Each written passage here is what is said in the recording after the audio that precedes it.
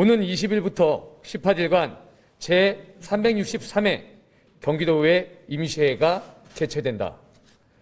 이번 임시회에서는 경기도 제2회 경기도교육청 제1회 추가경정 예산 심의가 예정돼 있다.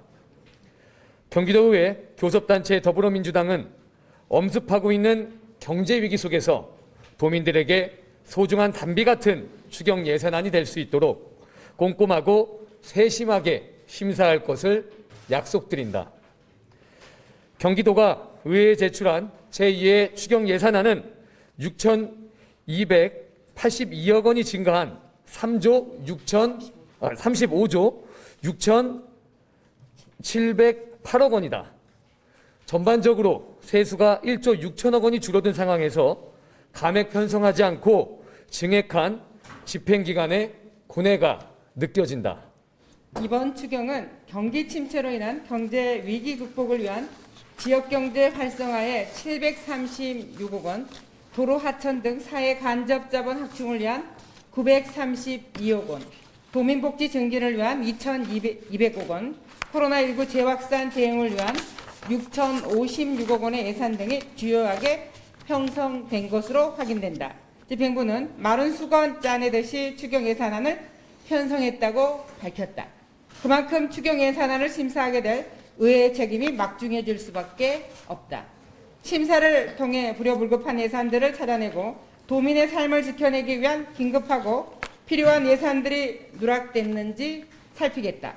이번 도 집행부가 편성한 예산 중 경제 위기 극복을 위한 지역경제 활성화에 편성한 736억 원 예산은 윤석열 정부가 새 영빈관을 신축하는 계획으로 약 870억 원대를 책정하여 논란을 빚고 있는 예산보다 적다는 것을 알 수 있다.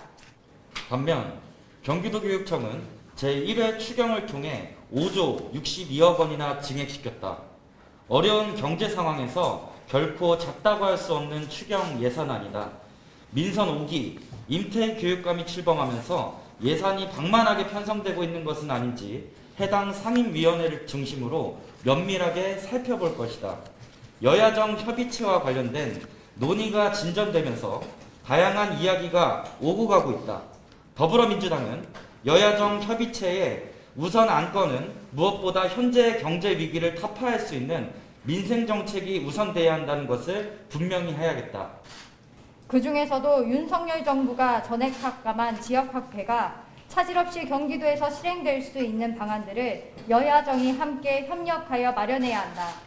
도 산하의 27개 공공기관 중 12개가 공석이다.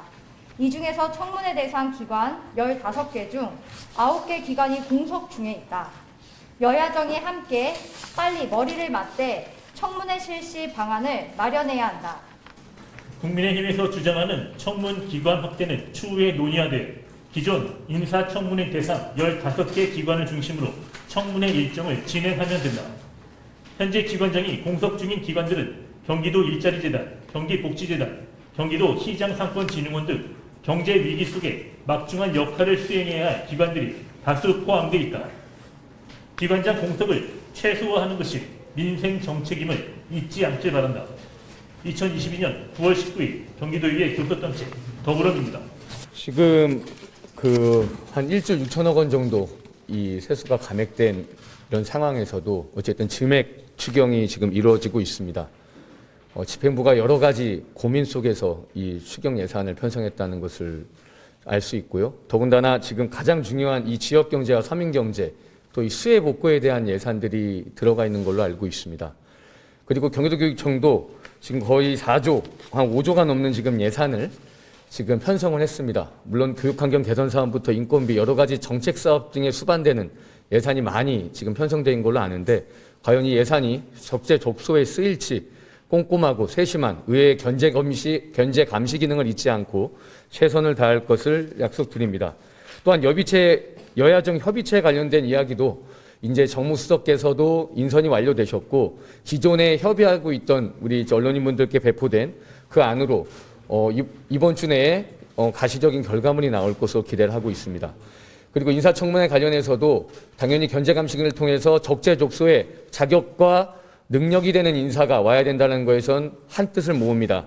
다만 지금 15개 기관 중에 9개가 공석이고 앞서 성명을 통해서 언급해두시듯이 경기도 일자리재단, 경기복지재단, 경기도시장상권진흥원처럼 지금 당장 민생경제 어려운 그런 기관장들의 공석은 오로지 도민의 피해로 이어질 수 있기 때문에 지금 확대는 추후에 대승적인 뜻을 모아 경기도교육청의 경기교육연구원과 함께 포함시켜 논의하면서도 지금 있는 공석은 최대한 빨리 신속한 심사를 통해 그 행정감사 전에 본예산 편성 전에 이 도민의 민의를 받든 그런 기관장들이 선임될 수 있도록 해야 되는 것이 좋지 않겠냐 이런 지지를 말씀드리면서 교섭단체 더불어민주당 대변인단 6차 논평을 마치겠습니다.